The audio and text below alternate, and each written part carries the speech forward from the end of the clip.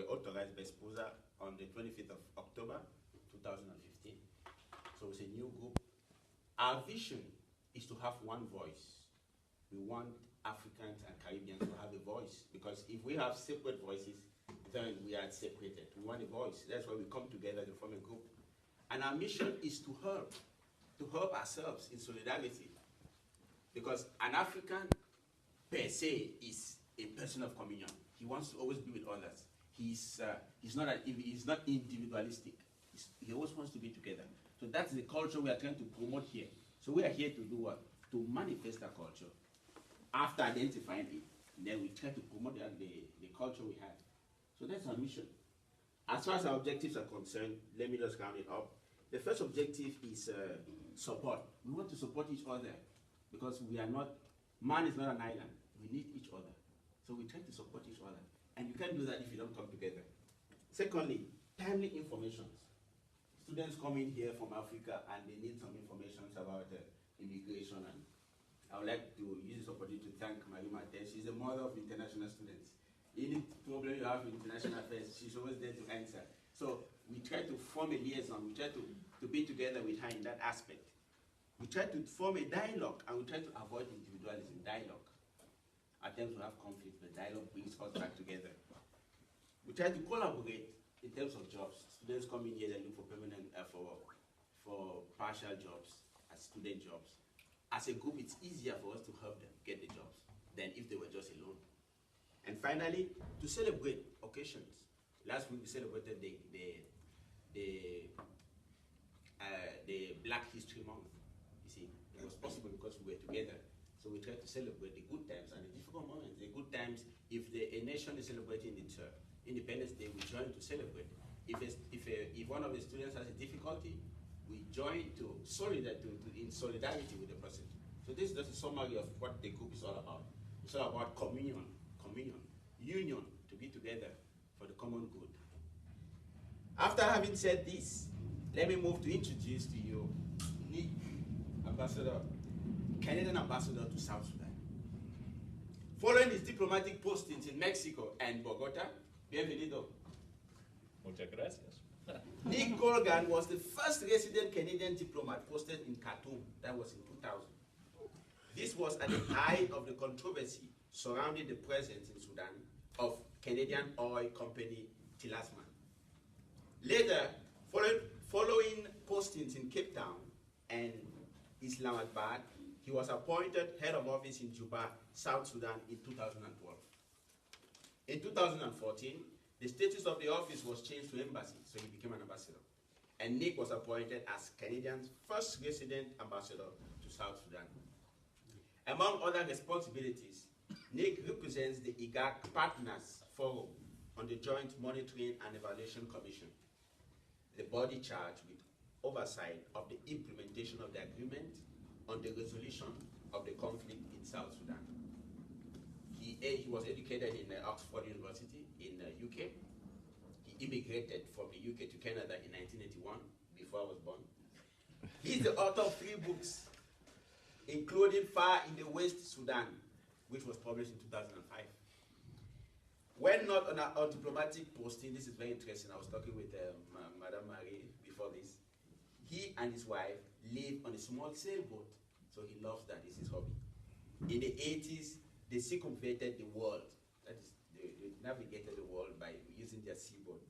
More recently, they sailed from Cape Town to Alaska. They sailed from Cape Town to Alaska via Cape Horn. So join with me to welcome and invite Ambassador Nick to present his speech.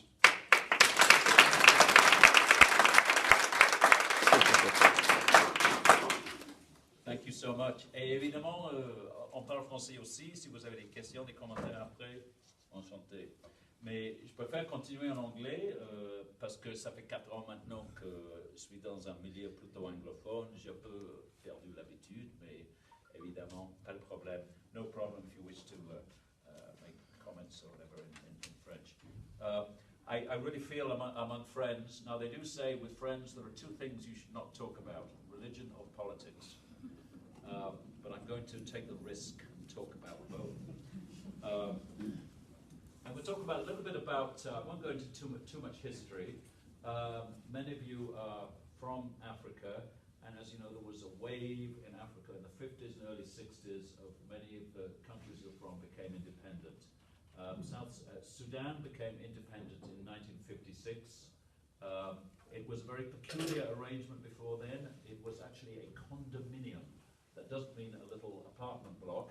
It means a country that was ruled by two countries, Egypt and Britain.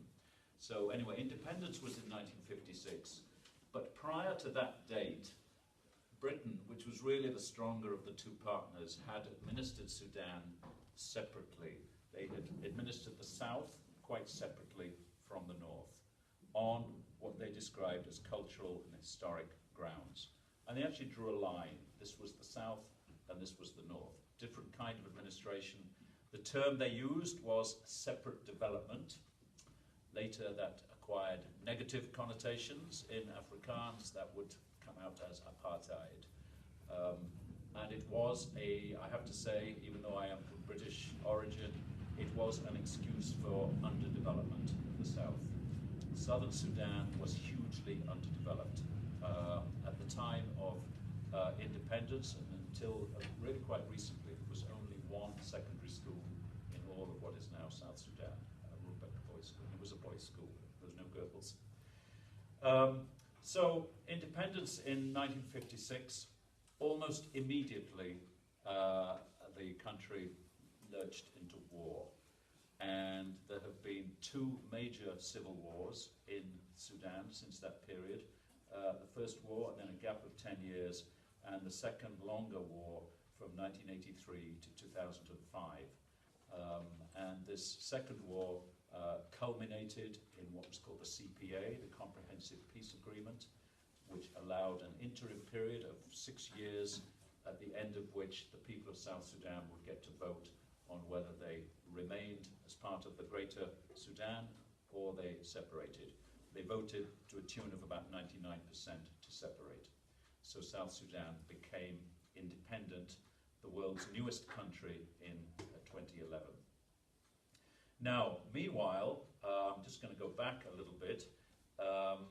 In the late 90s, a Canadian oil company called Talisman, which used to be known as BP Canada, they're out of Calgary, they began oil exploration in Sudan and really hit it quite rich. They opened up the oil fields. The oil fields happened to span what later became the border. About 2/3 of them were in South Sudan, 1/3 in the north.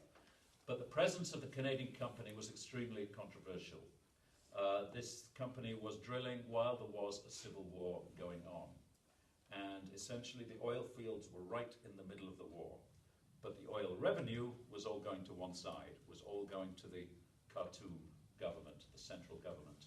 So a lot of controversy back here in Canada, a lot of campaigning by non-governmental groups, by church groups to end that Canadian presence. And it was ended actually in 2002. But meanwhile, the then Minister of Foreign Affairs, Minister Axworthy, decided to open an office in Khartoum, frankly, to see how bad the situation in Khartoum was, in Sudan was, and what was all of this controversy about, human rights and so on. So that was my first posting in Sudan, was 2000 to 2003. And very unusually, my instructions from the Foreign Minister over here at the Pearson Building were, do nothing to improve bilateral relations. I just need to know what's going on in Sudan and why is this oil presence so controversial. Now, at the time, of course, the north is predominantly Muslim, the south is predominantly Christian and animist. So this war was portrayed in the media. Of course, these things always get oversimplified in the media. It was portrayed as an Islamic versus Christian war and Arab versus African war. And the north was to some extent Satanized, whereas the south could do no wrong. The north also, it turned out in 2001, it turned out that's where Osama bin Laden had got started. So this just added to the perception of the north of Sudan as a home of fundamentalism and terrorism, and by contrast, the south were the Christian crusaders on the side of good. Again, it was never that simple. Even in the north, in that period, 2000-2003, when I lived there, as a Westerner, as a Christian, frankly, no issues. Churches were open, people came and went. Some discrimination if you were a Southerner, more on account of your skin color, the fact you were perceived as African, rather than actually being Christian. There was persecution in the sense that it was almost impossible for Christian churches to build. They could not build new properties. But, as I said, this was portrayed as a Christian versus Muslim war. And the government itself, no question, is a fundamentalist government in Sudan. But it's actually only recently that some of that persecution has hardened up. Things have got worse for Christians in the north in the last few years. So we had, I said, a degree of tolerance in the north. For example, the prestigious school, a private school, was the Comboni sisters, and even very well-educated senior political figures in the government would send their children to be educated by the Comboni sisters, an Italian religious order. So meanwhile, in the south, again, it wasn't that simple. It was portrayed as a Christian land. In fact, there's a large degree of animism. I remember one of my very first visits to a very small village in the middle of what is now Unity State. We'd been sitting all day in the African way. People talk, and it seems to go on for hours. I'm never really sure whether we're getting anywhere. But then suddenly everybody just disappeared. Left me just sitting there, and I come out, and the village is empty. Everybody's gone. And I'm thinking, well, what do I do now? Maybe I'm never going to get out of here. Later that evening, 3 or 4 hours later, they all came back, and I said, well, what was all that about? And they said, we had heard that a prophet had been born, a Nuer prophet. And they told me, in all seriousness, that this baby spoke English and had a full mouth of teeth. Now I'm thinking, wow. This is, from a Westerner coming from North America and Europe, this is a pretty strange place. And so the Christianity, a little bit relative. And meanwhile, again, child soldiers, a crucifix around their neck, a Kalashnikov in the hand. How Christian is that? Not very, of course. But this idea of the South being Christian and therefore very much deserving of Western support gained traction, partly, I have to say, because of the SPLM, which is the Sudan People's Liberation Movement, the Liberation Movement, were really quite clever. They began as a Marxist movement back in 1983. When, if you had Marxist ties, this guaranteed you support from the Soviet Union and so on. And conveniently, just up the hill, Ethiopia, it was a communist regime. It was the Derg, a close ally of the SPLM. They used to send their people up to the refugee camps up there.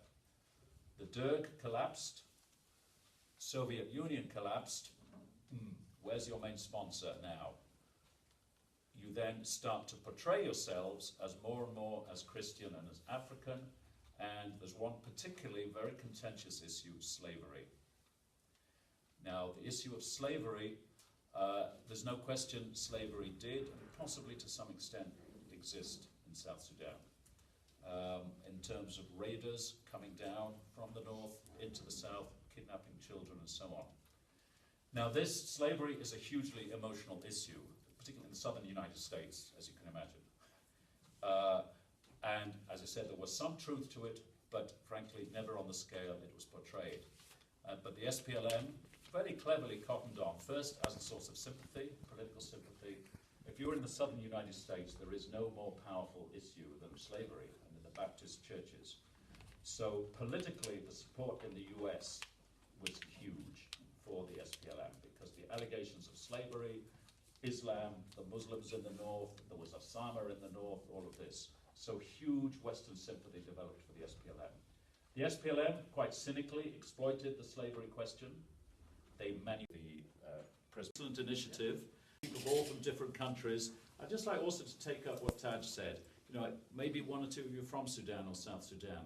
You know, what can be done here in Canada, the most important thing is for those South Sudanese to reconcile with each other. And then they can start again to contribute to the rebuilding of their country. And so, you know, in a way, that's what you're doing here in this grouping. You have the Caribbean students, the Africans. It's that sense of solidarity, of coming together. But thanks so much for giving up your lunchtime. So I'm sure you can go to sleep in your later classes. Before the ambassador signs, could we just stand here for a good picture? Okay. Good afternoon, Okay. the ambassador of the Canadian ambassador to South Sudan.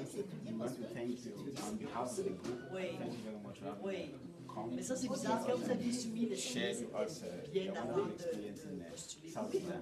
We just want to alors get the on vous a impression about this répondu. group. Well, I'm really impressed.